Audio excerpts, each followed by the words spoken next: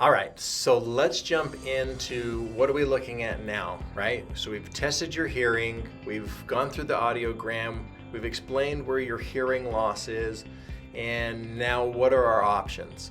Well, there's things again that I told you before that I'm looking at. I'm looking to find out where the problem is. Like, do we have issues where we need to go to surgery is what we're looking for treatment, or are we looking at medication as the treatment option? Both of these two things I do not specialize in, so I would be sending you to like an ear, nose, and throat. But again, that's very rare case. And then you got in the middle with what we're looking at, which is testing, which is with the hearing device, right? And all hearing devices are different. They're not the exact same.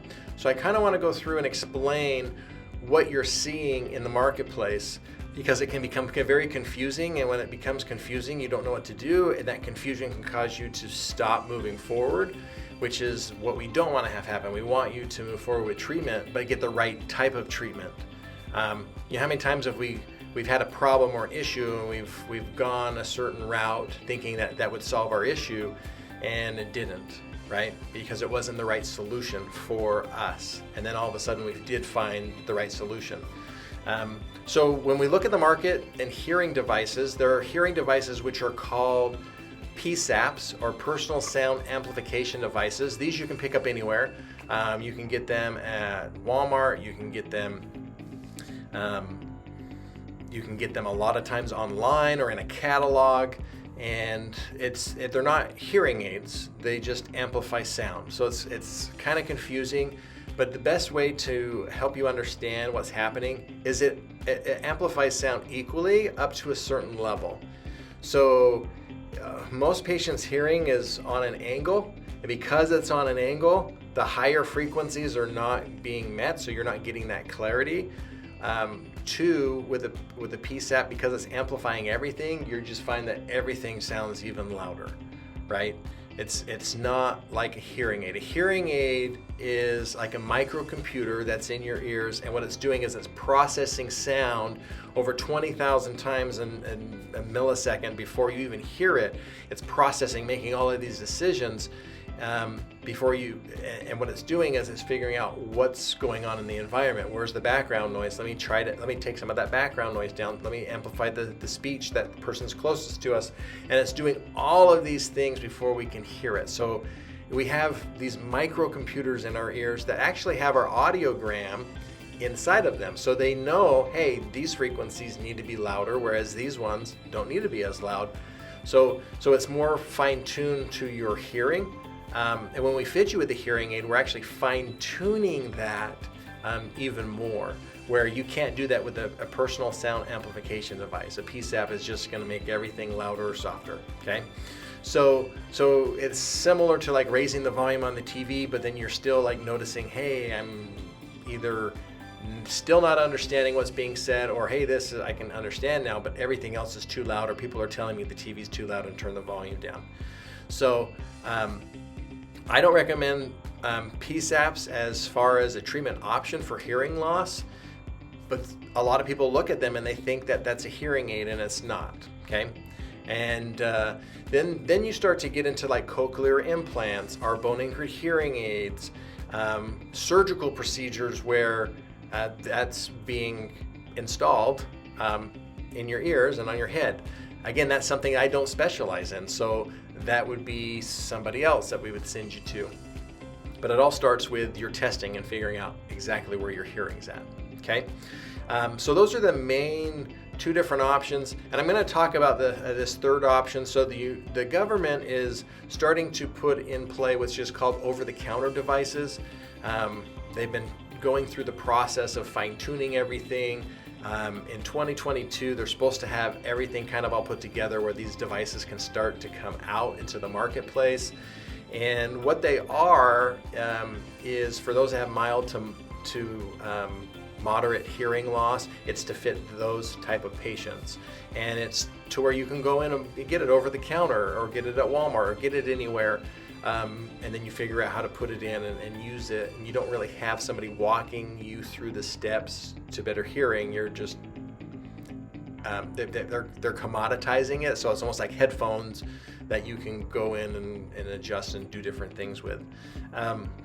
So those devices are going to start coming out.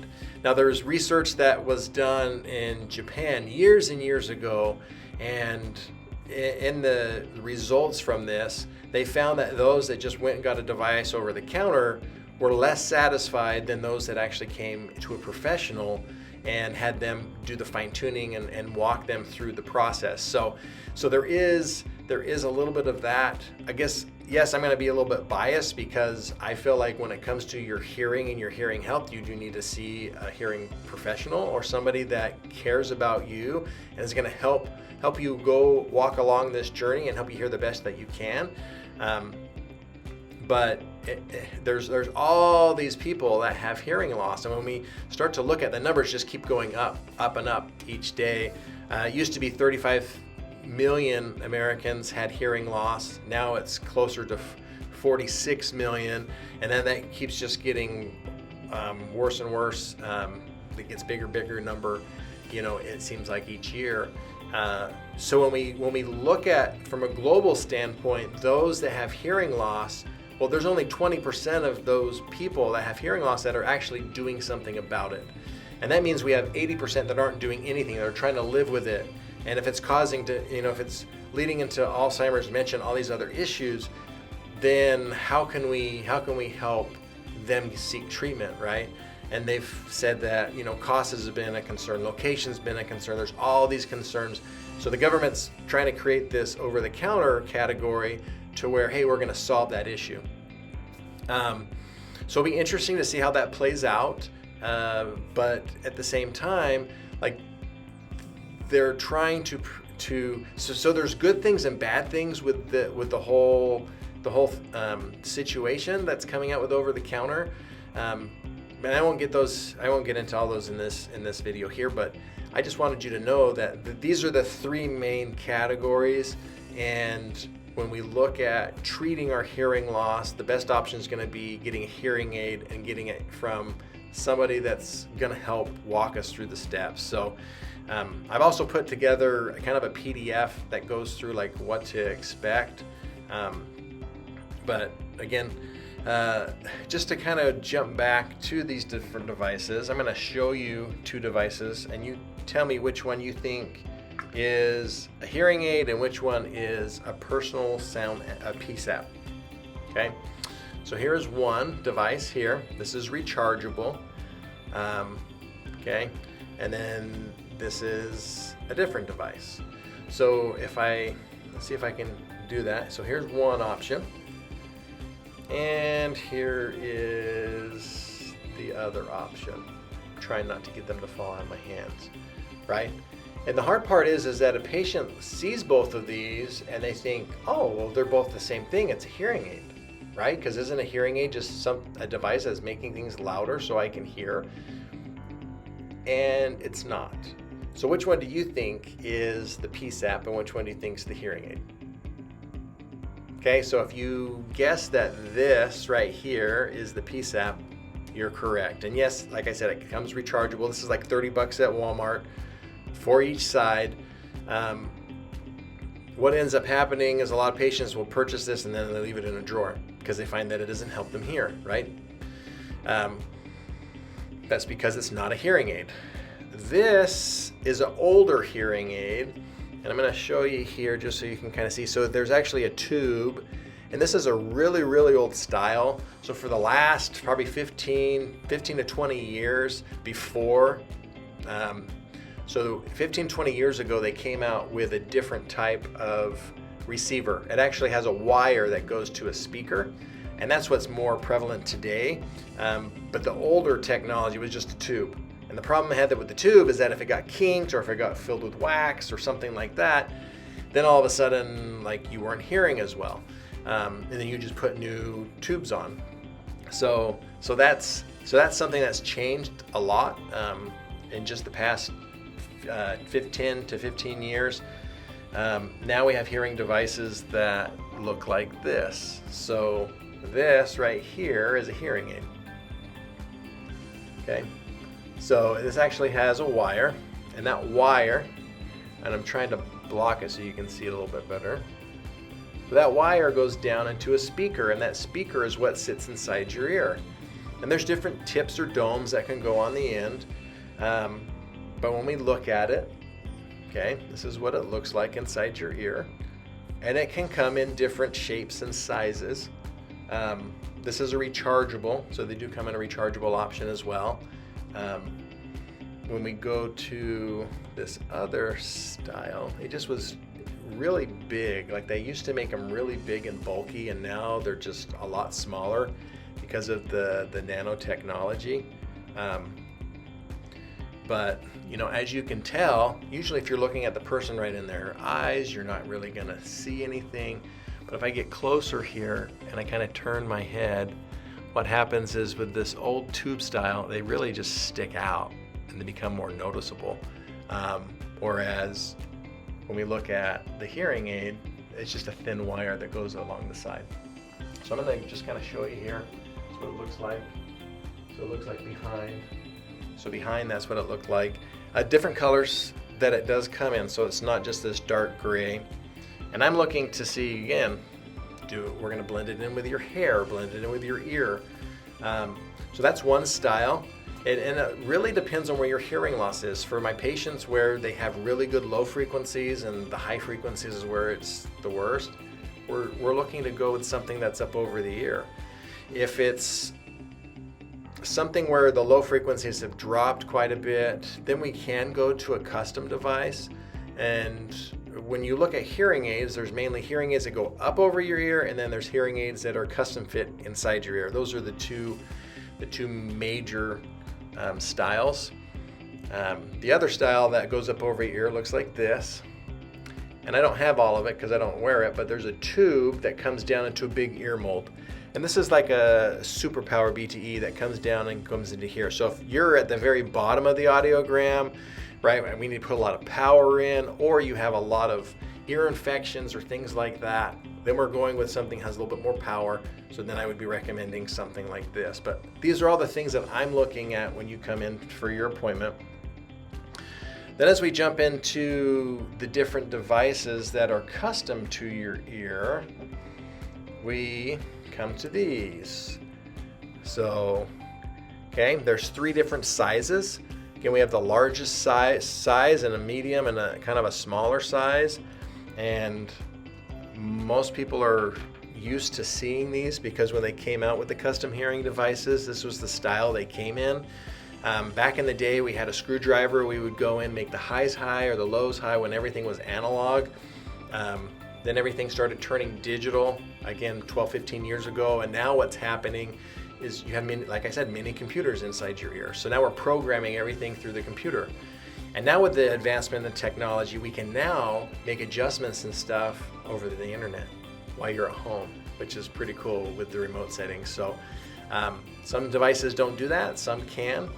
But when we look at this style, it fits the whole ear. When we go to something a little bit smaller, okay, it looks similar to this. And there is a manufacturer that does have a rechargeable option in both of these sizes. If we don't do rechargeable, then you have a little battery. See if you can see that battery. Let me take it out here. Okay. Okay, that's a little battery that's going to be inside the hearing device.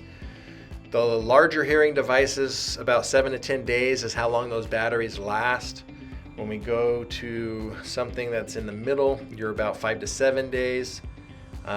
It's not as fat, it's a little thinner, but again, it's going to fit right in here. And then you go to the smaller hearing devices where now you have a size 10 battery. Let's see if you can see that. Yep, it's right in there. And 3 to 5 days is your life for those. But you're starting to get to something that's more invisible. So the other larger options, they do have a rechargeable. This one they do not. But again, this is what this one looks like here inside my ear. Okay, so if you kind of know where to look, you can see it. There's a little pull string on it that helps me pull it out. That is not an antenna, it just helps me pull it out of the ear. And then the last one that I don't really talk a whole lot about, this is an invisible in the canal. This is a teeny small one. This goes so far inside your ear canal that it's about 2 millimeters, like really close to your eardrum. And now you don't even see it or know that you have it in. It is one of the more expensive devices, and it is one that tends to need a whole lot more maintenance. So if you're not keeping them clean, then what happens is they get plugged up, and then if we can't clean them out here, then they're always being sent in. So all hearing devices do have a little bit of maintenance. As you get to the smaller you get, the more maintenance that you're going to have to go through. But we cover and we'll go over all of that when you're fit with a hearing device and show you how to clean them, maintain them. And then we help with this along your journey as well, making sure they're thoroughly clean and working the best that they can. But those are the options in regards to different sizes. So we're going to talk a little bit more about this when you come in. So if you do have a preference, then we can look at that. And I have some patients where they're like, hey, I don't want anything up over my ear. I want something custom, right? So then we look at that, and I look at your audiogram and where your hearing's at, and I'll let you know, hey, it's going to take you longer to get adapted to it or not. So those are things that we're looking at, again, when you come in and you're tested. So if you have any questions with the different hearing aids, definitely let me know. Write those down, have those questions ready, and we'll discuss and we'll talk about that after your test, so then you kind of have an idea of, okay, what are we looking at treatment-wise for you? Some patients don't do well with rechargeable, and some do. So I have some patients where, again, they watch TV at night to fall asleep, and they sleep all night. They leave the hearing aid in. So for them, having something that's battery operated is going to be better than a rechargeable. Your rechargeable batteries are lithium ion, so again, it takes about 3.5 hours to get a full charge. But even you putting them on the charger for 15-30 minutes is going to give you like 50% battery, which is pretty cool how the technology is there. But those should go all day, so you shouldn't really have an issue unless you're sleeping with the battery, the hearing aid in, and wearing it longer than all day. So so that's what we're looking at in regards to different hearing devices. I hope this helps, and we'll see you guys at your appointment. So excited!